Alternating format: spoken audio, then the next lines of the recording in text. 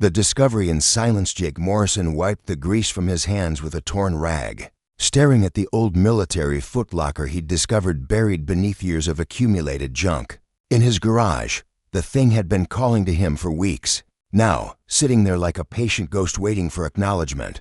He'd been avoiding it, honestly. Some memories were better left buried, especially ones that reminded him of who he used to be before the war ended, and left him feeling like a spare part in a machine that no longer needed him. The footlocker creaked, open with the sound of protesting hinges. Inside, wrapped in protective fabric, lay his old uniform from the Terran Defense Corps. The deep blue fabric still held its crisp lines, and there on the left shoulder sat the golden eagle insignia with its spread wings clutching a star cluster. He remembered earning that badge during the Proxima campaign, back when humanity first pushed beyond the solar system and discovered they weren't alone in the universe. Jake held up the uniform, memories flooding back, the weight of command, the responsibility for lives, the impossible decisions that kept him awake at night even now. 5 years after his discharge, he'd been a captain then, leading evacuation efforts when the first alien contact went sideways. Not the peaceful meeting the politicians had hoped for, but not the total disaster the military had prepared for either. Just complicated, like everything else in his life. On impulse, he pulled on the uniform. It still fit, though it felt heavier than he remembered. The insignia seemed to catch the afternoon light streaming through his garage window, almost like it was glowing. He shook his head at his own imagination and stepped outside to check his mailbox, hoping some fresh air might clear the ghosts from his mind. The sky above New Colorado was its usual pale blue, streaked with the contrails of orbital shuttles, carrying supplies to the lunar mining stations. Life had moved on since the war, as life always did. Humanity had adapted, as humanity always adapted.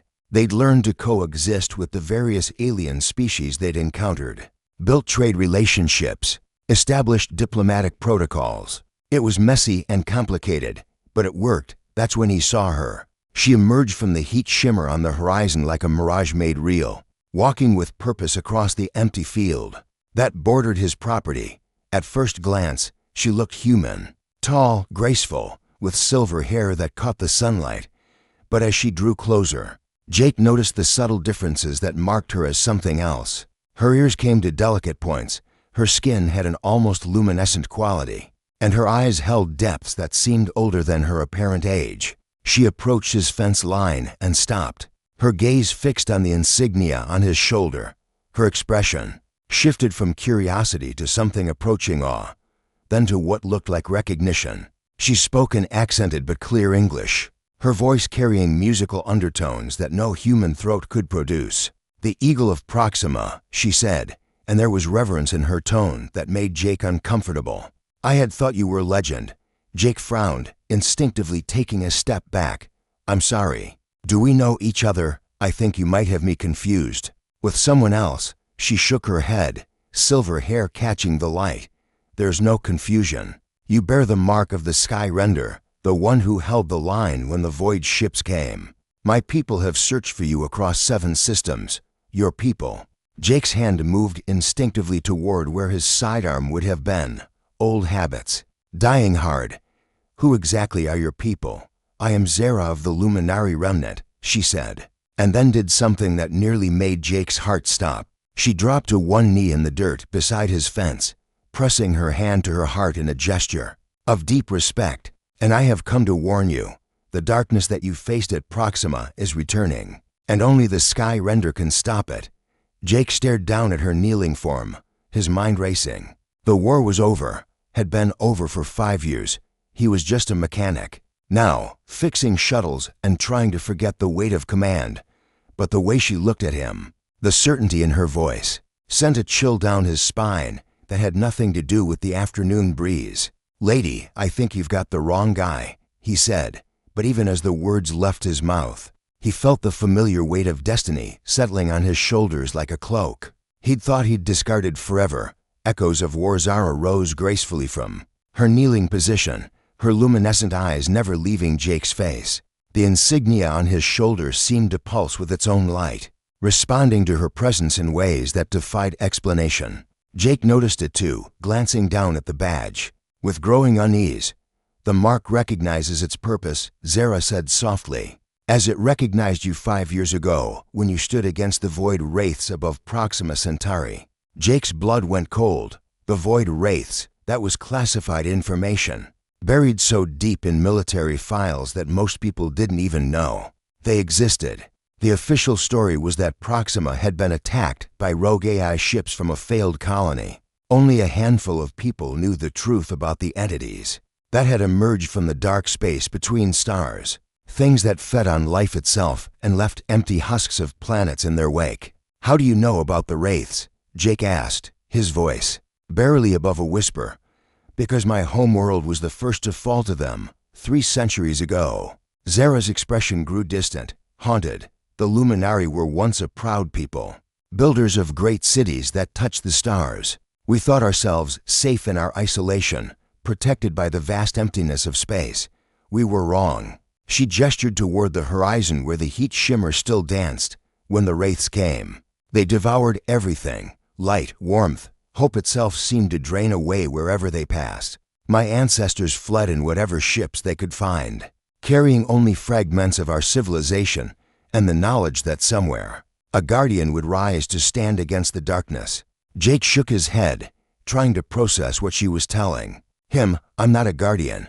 I was just doing my job, following orders. When the wraiths attacked Proxima, we evacuated as many people as we could and held the line until the fleet arrived. Nothing more. Nothing more." Zara's voice carried a note of disbelief. "You commanded 17 ships against a force that had devoured entire star systems. You held them at bay for 3 days with nothing but determination and the will to protect. Others, the survivors, call it the miracle of Proxima." Jake remembered those 3 days differently. He remembered the terror in his crew's eyes as impossible shapes moved through space, bending light and reality around them. He remembered watching good people die, making choices that traded lives like currency, feeling the weight of every decision crush down on him until he could barely breathe. Some miracle. The wraiths retreated after Proxima. Jake said, "They haven't been seen since. Maybe they learned that humanity wasn't easy prey." "They retreated to gather strength," Zara corrected. "The Luminari archives speak of this pattern. They probe, they test, they learn, and then they return in greater numbers than before." She reached into a small pack at her side and withdrew what looked like a piece of crystallized starlight. The crystal hummed with energy, casting rainbow patterns on the ground between them. "This is a memory stone from my world, one of the few artifacts we managed to save. It contains the final transmission from our home world before the wraiths consumed it entirely." Jake didn't want to touch the crystal, didn't want to see what horrors it contained. But something in Zara's eyes, a desperate hope mixed with ancient grief, made him reach out.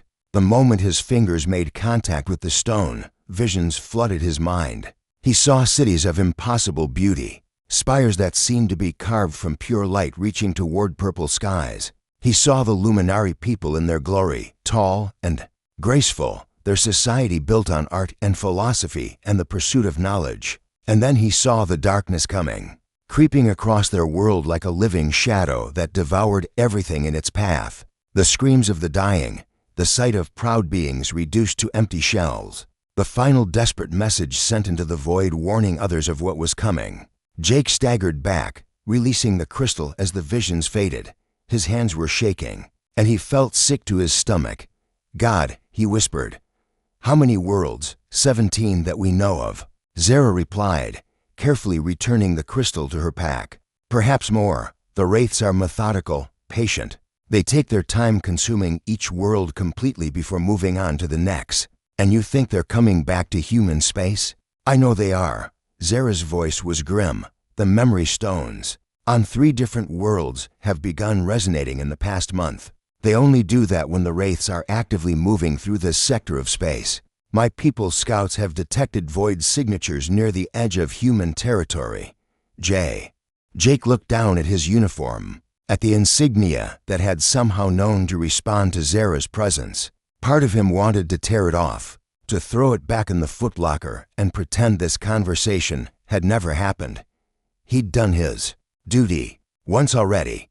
He'd saved who he could and watched too many others die. Wasn't that enough? But another part of him, the part that had never really stopped being Captain Morrison of the Terran Defense Corps, was already calculating distances and response times, thinking about evacuation routes and defensive positions. Because if the Void Wraiths were really coming back, if they were bringing the full force of their darkness against humanity, then someone would have to stand in their way, and apparently, according to ancient prophecy and alien refugee lore, that someone was him. "What exactly are you asking me to do?" Jake said finally. Zara smiled, and for the first time since her arrival, there was hope in her expression. "Help me gather the scattered fragments of my people. Unite the survivors who have been hiding across the galaxy.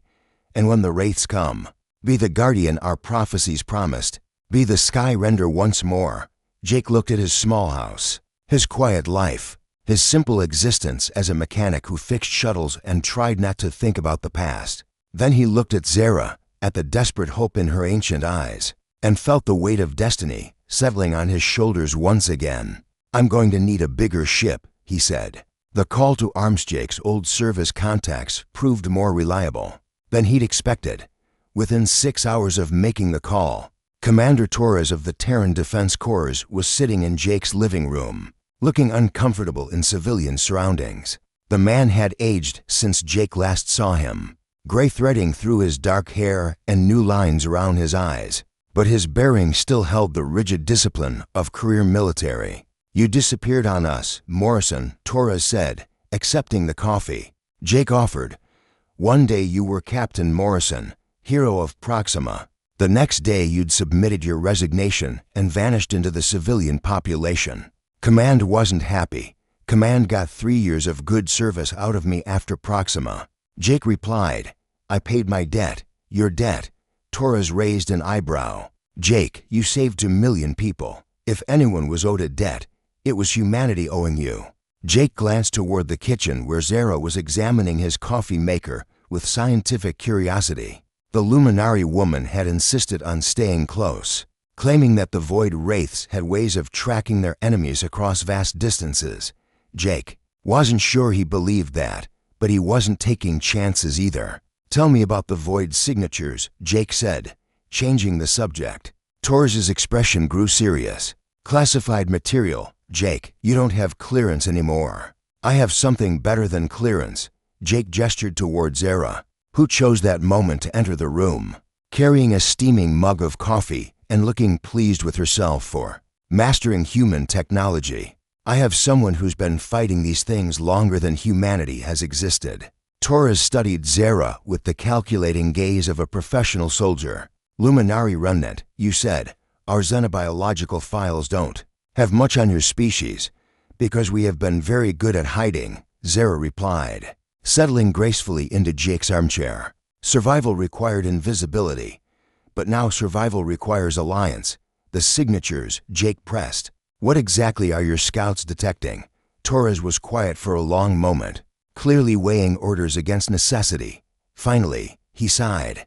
3 weeks ago, deep space monitoring stations started picking up gravitational anomalies near the Kepler system. Not normal space-time distortions. These were organized, structured, like something was deliberately warping reality around itself. "Void ships," Zara said grimly. "They travel by folding space around themselves, creating bubbles of nothingness that move faster than light. The effect is distinctive once you know what to look for." "Our analysts couldn't make sense of the readings," Torres continued.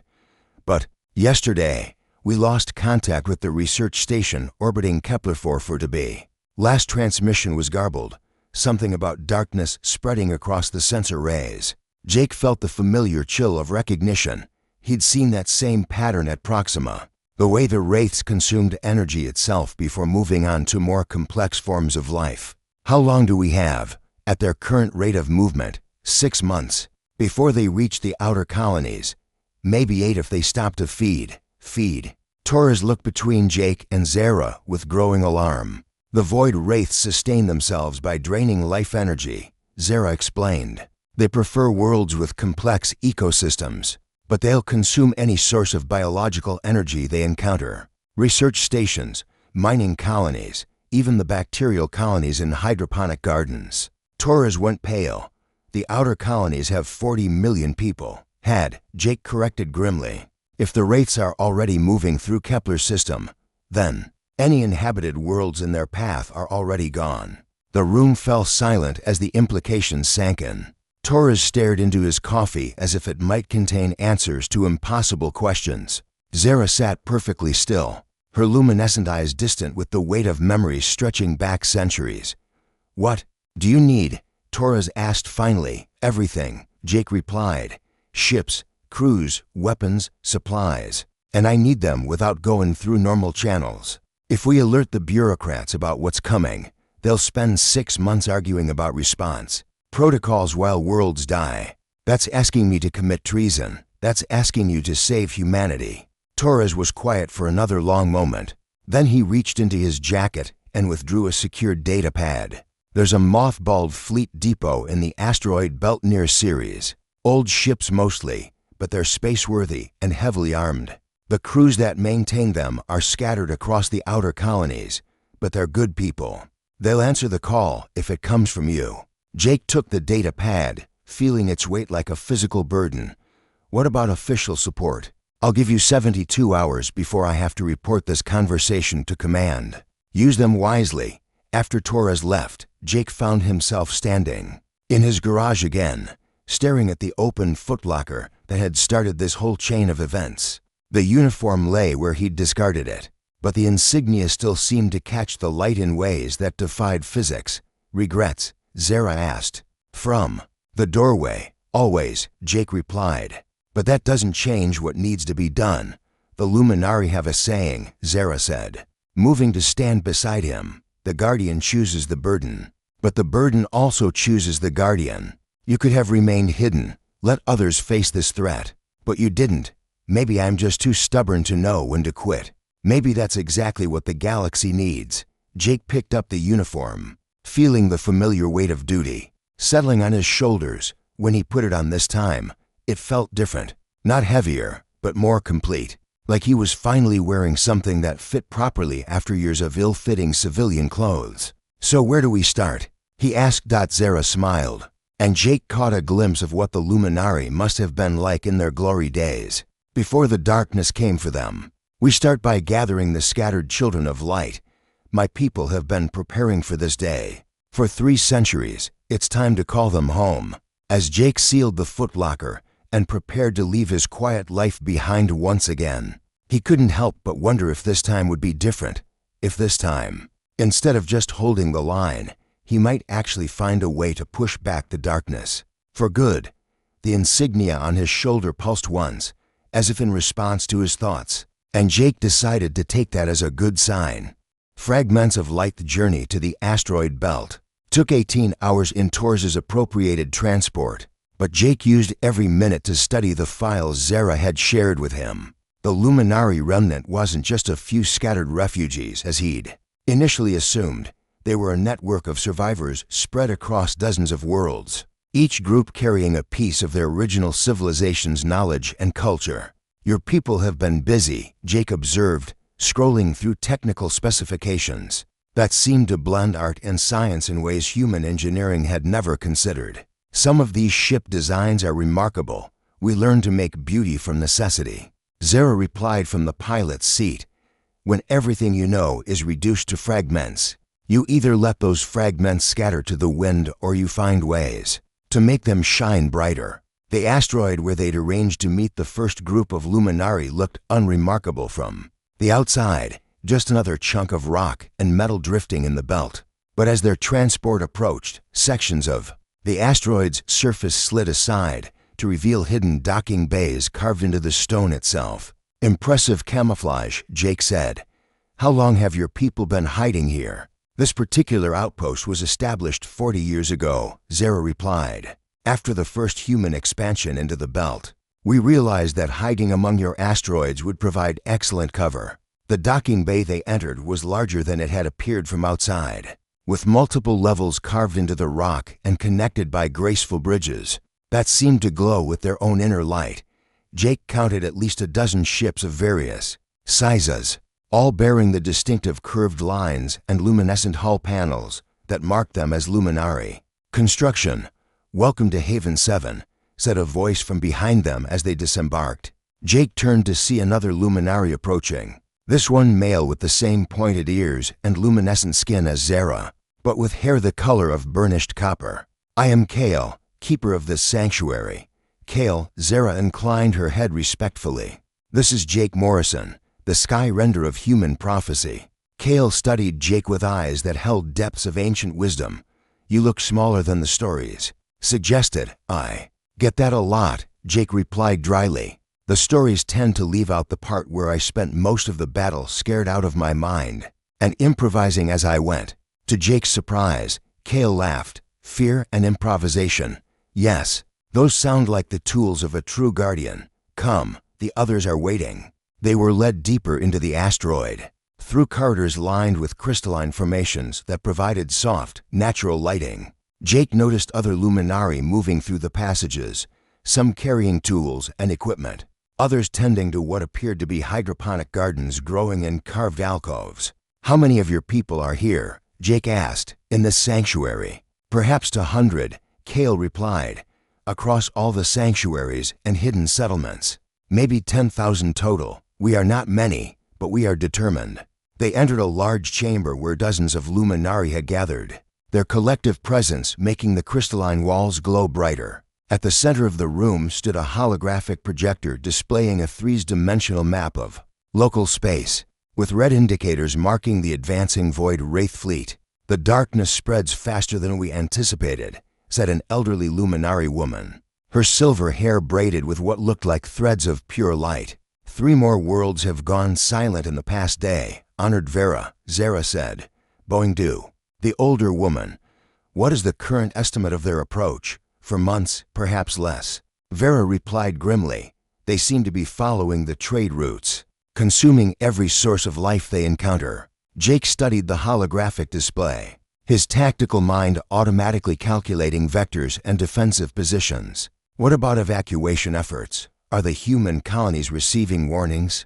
"Official channels are still debating the nature of the threat," Kale said with obvious frustration. "Your bureaucrats seem more concerned with maintaining calm than with preserving lives." "That's going to change," Jake said firmly. "I have contacts in the military who understand the situation. But we need more than warnings. We need a way to fight these things." Vera approached him, her ancient eyes studying his face with an intensity that made Jake uncomfortable. "You wear the mark of the sky render, but do you understand what that truly means, honestly?" "Not really. I just know that people keep telling me I'm supposed to save the galaxy, and I'm trying to figure out how to do that without getting everyone killed in the process." The elderly luminari smiled, and Jake was surprised to see approval in her expression. "Good. Certainty is the enemy of wisdom." The first sky render knew this, which is why he chose to bind his essence to a symbol rather than a single individual. Bind his essence. Jake touched the insignia on his shoulder. "What exactly is this thing?" "A fragment of the first guardian's spirit," Vera explained. "When the original sky render fell in battle against the wraiths, his companions managed to preserve a portion of his consciousness in that symbol. It has been waiting across the centuries for someone worthy to bear it." Jake stared down at the insignia with new understanding and more than a little unease. "So there's someone else's consciousness in my head." "Not consciousness," Zara corrected. "More like an echo, a resonance. The symbol recognizes those who share the first guardians. Nature, his willingness to stand against impossible odds for the sake of others." "The first guardian was human?" Jake asked. "No," Vera replied. "He was luminari. But courage transcends species, as does the capacity for sacrifice." The implications of what she was saying began to sink in. Jake looked around the chamber at the assembled luminari, seeing them with new eyes. These weren't just refugees fleeing an ancient enemy. They were the remnants of a warrior people who had fought the darkness once before, and were preparing to do it again. "What happened to him?" Jake asked. "The first sky render. He held the line at the Battle of Seven Suns," Vera said quietly. "Bought time for the evacuation fleets to escape while the wraiths consumed our home world. When the final ship was clear, he flew his vessel directly into the heart of their fleet. And accomplished what, exactly? He proved that the Wraiths could be hurt, Kale said, showed that their seemingly infinite hunger had limits. Most importantly, he demonstrated that sometimes victory isn't about destroying your enemy. Sometimes it's about making sure they can't destroy everything you're trying to protect. Jake nodded slowly, beginning to understand the true scope of what he'd inherited. This wasn't just about leading a fleet or coordinating defenses. This was about carrying on a legacy of resistance that stretched back centuries. About standing as a beacon of hope when everything seemed hopeless. All right, he said finally. Then let's make sure his sacrifice wasn't in vain. Show me what resources we have to work with. The sky renders stand 3 months later. Jake stood on the bridge of the luminous Defiance, watching the Void Wraith fleet emerge from the darkness between stars. The assembled human and luminary forces looked pitifully small against the wall of impossible shapes that bent light and reality around themselves. But Jake had learned not to judge battles by numbers alone. Fleet status report, he called out. Human Defense Corps ships standing by. Came the reply from Commander Torres, now officially court-martialed and unofficially commanding half the assembled fleet. 47 vessels ready for engagement. Luminary Sanctuary fleets reporting full readiness, Zara added from her position at the tactical station. 23 vessels, all systems optimal. Jake nodded, feeling the weight of both the insignia on his shoulder and the lives under his command. In the months since leaving his quiet life behind, he'd learned to work with the echo of the ancient sky render, drawing on memories and experiences that weren't quite his own. The original Guardian had been brilliant, fearless, and ultimately mortal. Jake hoped to improve on at least one of those qualities. Remember the plan. Jake broadcast to the fleet, we're not trying to destroy them all. We're trying to prove they can be stopped, show the galaxy that resistance is possible. Buy time for the evacuation fleets, and make the Wraiths think twice about continuing their advance. The Void Wraiths moved like living shadows, their ships defying conventional understanding of physics and engineering. But Jake had spent months studying luminary records of previous encounters, learning the patterns beneath their seemingly chaotic movements. All ships, execute Luminary Formation 7, Jake ordered. Human vessels provide suppressing fire. Luminary ships target the nexus points. The battle began in silence, as space battles always did, with the sudden blossoming of energy weapons and the graceful dance of ships, maneuvering for advantage. The Void Wraiths responded as Jake had hoped they would, focusing their attention on the larger human vessels while dismissing the smaller luminary ships as insignificant. They're taking the bait, Zara reported. Nexus points are becoming visible. Jake watched the tactical display as the Wraith formations began to shift, revealing the underlying structure that connected their seemingly independent vessels. According to Luminary research, the Wraiths functioned as a collective intelligence, with certain ships serving as nodes in a vast network of shared consciousness. Target the primary nexus, Jake ordered. All available firepower. The combined fleet concentrated their attack on a single Wraith vessel, one that had been identified as a central coordination node. For a moment, nothing seemed to happen. Then the entire enemy formation wavered, their perfect coordination disrupted as the network connection faltered. It's working, Torres reported, excitement clear in his voice. They're actually falling back. But Jake knew better than to celebrate too early. The Wraiths were adapting, already beginning to establish new network connections. They had bought time, proved that resistance was possible, but this was far from over. All ships, begin fighting withdrawal to rally point Alpha, Jake ordered. We've made our point. Now let's make sure we survive to make it again. As the combined fleet began their organized retreat, Jake felt the presence of the ancient sky render more strongly than ever before. Not as a separate consciousness, but as a part of himself. A reminder of what it meant to stand against the darkness, not because victory was certain, but because resistance itself was a form of victory. Sky Render, Zara said quietly, using the title that had somehow become his name among the Luminary survivors. The evacuation fleets are reporting successful transitions to secure systems. 43 million civilians saved. Jake nodded, watching the Void Wraith fleet reforming in the distance. They would be back, probably stronger and better prepared. But for now, they had been stopped. For now, the galaxy had hope. Set course for Sanctuary Prime, Jake ordered. It's time to start planning the next phase. As the luminous Defiance jumped to hyperspace, Jake touched the insignia on his shoulder one more time. The echo of the ancient guardian seemed to pulse with approval, and Jake allowed himself a small smile. He was no longer just a mechanic trying to forget his past. He was the Sky Render, guardian of the light, and the darkness would find him, ready whenever it chose to return. The war against the Void Wraiths was far from over, but humanity and their Luminary allies had proven something important. Even ancient darkness could be challenged, could be forced to hesitate. And sometimes, in the vastness of space, hesitation was all the light needed to find a way to shine. Behind them, the stars burned steadily in the void, and Jake Morrison carried their defiance with him into whatever battles lay ahead. The end.